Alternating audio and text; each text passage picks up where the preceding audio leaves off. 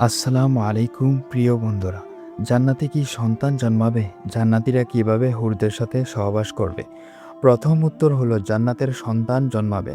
যদি আপনি চান তাহলে আপনি সন্তান নিতে পারবেন।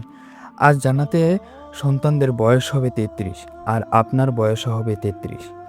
এখানে একটা প্রশ্ন থেকে যায়, জান্নাতে যদি বীর্য নির্গত না হয় তাহলে সন্তান হবে কিভাবে? এর উত্তর শুনে আপনিও অবাক হয়ে যাবেন। তার আগে কিছু বিস্ময়কর ঘটনা ঘটবে জান্নাতের বাজারে।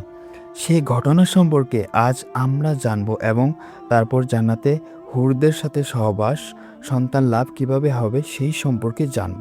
তাই ভিডিওটি একটু ধৈর্য ধরে শুনুন, তাহলে অনেক কিছু অজানা বিষয়ে জানতে পারবেন। তবেই হজরত সাইদ ইবনে মুসাইফ রাদিয়াল্লাহু আনহু থেকে বর্ণিত যে একদিন বাজারে আবু হুরাইরা রাদিয়াল্লাহু আনহুর সাথে দেখা হলো।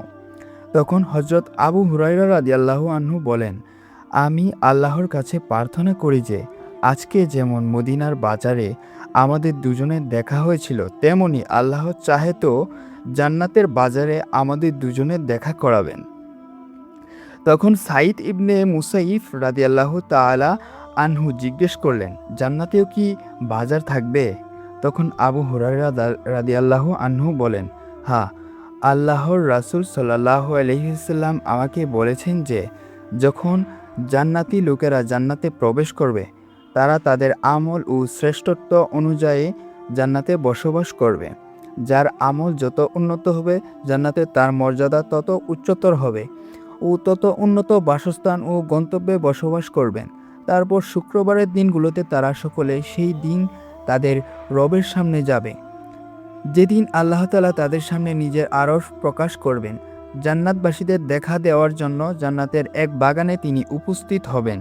এই বাগান অনেকগুলো মিম্বার থাকবে, নূরের মিম্বার, হীরার মিম্বার, সোনা ও রূপার মিম্বার থাকবে। অর্থাৎ জান্নাতের মধ্যে যারা যতটুকু মর্যাদা থাকবে সেই অনুযায়ী ওই সকল মেম্বারে তারা আরোহণ করবেন।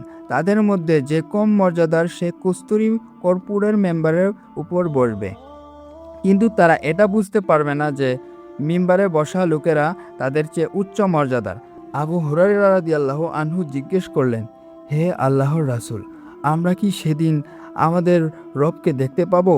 তিনি বললেন, হ্যাঁ, অবশ্যই। দিনের বেলায় সূর্য এবং পূর্ণিমার রাতে চাঁদ দেখতে তোমরা কি কোনো অসুবিধা হয়? জান্নাতীরা আল্লাহ তাআলাকে ঠিক সেইভাবেই দেখতে পাবে। সেই সাক্ষাতে এমন কেউ থাকবে না যার সাথে আমাদের প্রভু সমস্ত পর্দা তুলে সরাসরি কথা না বলবেন। মহান আল্লাহ তাআলা উপস্থিত লোকদের একজনকে সম্বোধন করবেন, হে অমুকের পুত্র অমুক, তোমরা কি সেই দিনের কথা মনে আছে যেদিন তুমি এটা করেছিলে এবং এটা বলেছিলে? এই প্রশ্ন শুনে সেই বান্দা তার অপরাধ স্বীকার করবে এবং তখন সেই ব্যক্তি বলবে, হে আমার প্রভু, আপনি সেই পাপের জন্য আমাকে ক্ষমা করে দিন। আল্লাহ তাআলা বলবেন, নিশ্চয়ই আমি তোমার সেসব গুনাহ মাফ করে দিয়েছি এবং তার ক্ষমার ফলস্বরূপ আজ তুমি এই পর্যায়ে পৌঁছেছ। এরপর হঠাৎ একখণ্ড মেঘ এসে তাদেরকে ঢেকে দেবে এবং এমন সুগন্ধে ভরিয়ে দেবে যা আগে কখনো পাওয়া যায়নি। তখন আমাদের রব বলবেন যে, এই দিকে, এই জিনিসের দিকে আসো, যা আমি তোমাদের মহত্বের জন্য যা প্রস্তুত করেছি সেই দিকে আসো এবং তোমার পছন্দ এবং ইচ্ছা অনুসারে যা চাও তা গ্রহণ করো। হজরত মুহাম্মদ সাল্লাল্লাহু আলাইহি সাল্লাম বলেছেন, জান্নাতের লোকেরা সেই বাজারে পৌঁছাবে, সেখানে ফেরেশতারা ঘিরে থাকবে। এই বাজারে এমন কিছু থাকবে যা কোনো চোখ দেখেনি, কোনো কান শোনেনি এবং কোনো হৃদয় কল্পনাও করেনি। যদিও এই বাজারে ক্রয় বিক্রয়ের মতো কোনো ব্যবসা থাকবে না এবং সমস্ত জান্নাতীরা একে অপরের সাথে মিলিত হবে। সেই বাজারে আমাদের যা যা ইচ্ছা তা আমাদেরকে দেওয়া হবে। আবু হুরায়রা রাদিয়াল্লাহু আনহু আরও বর্ণনা করেন যে রাসূল সাল্লাল্লাহু আলাইহি সাল্লাম বলেছেন, জান্নাতের বাজারে উচ্চ মর্যাদা সম্পন্ন ব্যক্তিরা অপেক্ষাকৃত নিম্নমানের ব্যক্তির সাথে সাক্ষাৎ করবে, কিন্তু জান্নাতীরা বুঝতে পারবে না যে কে বেশি মর্যাদা সম্পন্ন আর কে কম মর্যাদা সম্পন্ন। কেউ কাউকে তুচ্ছ ও অপমানিত বলে মনে করবেন না। এটা এই জন্য হবে যে জান্নাতের মধ্যে কারো অন্তরে অহংকার থাকবে না। তখন নবী করিম সাল্লাল্লাহু আলাইহি সাল্লাম বলেন, এরপর আমরা সবাই দ্রুত আমাদের প্রসাদ ও বাড়িতে ফিরে যাব এবং সেখানে আমাদের স্ত্রীরা আমাদের সাথে দেখা করবেন। মারহাবা এবং খুশামদেব বলে আমাদেরকে স্বাগত জানাবেন।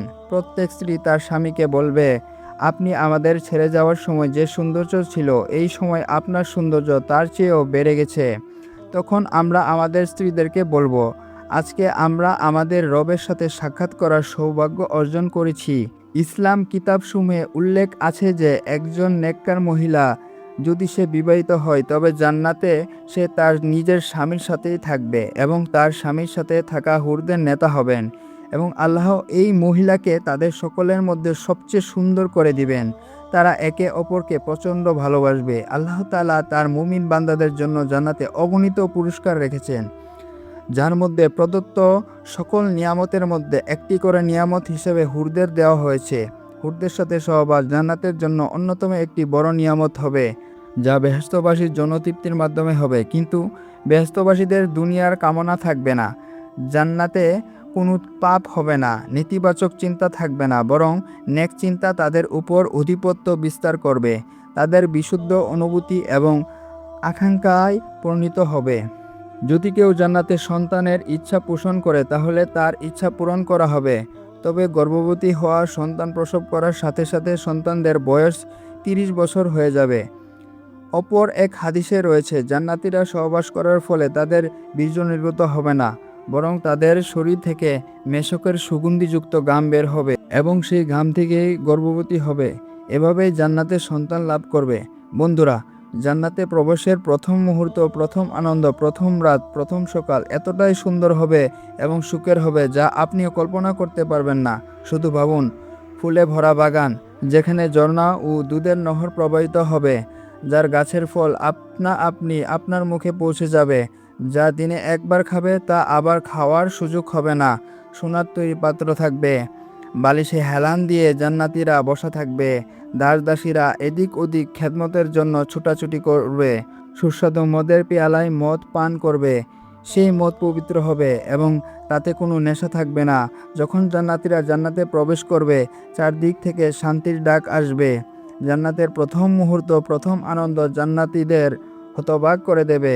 নিজের চোখে বিশ্বাস করতে পারবে না। তারা অবাক হয়ে বলবে, আল্লাহ, এক এমন জায়গা, এত সুন্দরও কি ধরনী আছে?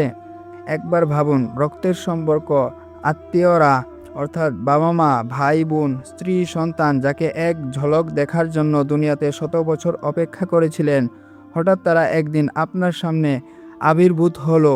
তখন আপনার খুশির সীমা থাকবে না। অনুভব করুন, যখন আপনার সামনে সব ধরনের খাবার রাখা থাকবে আর আপনি সবার সাথে খেতে বসবেন। খাবারের প্রতিটা লোকমা অসাধারণ হবে। এরপর হঠাৎ সেই দৃশ্যে দেখা যাবে যে দৃশ্যের সামনে জান্নাতের মতো মূল্যবান নিয়ামত অনর্থক মনে হবে। এটি সেই মুহূর্ত হবে যখন মহান আল্লাহ তাআলা জান্নাতবাসীদের সাথে দেখা দিবেন। সেই মুহূর্তের আনন্দ ও সৌন্দর্যের সামনে সব সুন্দর দৃশ্য হারিয়ে যাবে। আল্লাহ তাআলা আমাদের প্রত্যেক ঈমানদারকে কবুল করুন এবং আল্লাহ যেন কোনো ঈমানদারকে এই দৃশ্য থেকে বঞ্চিত না করেন। আমিন।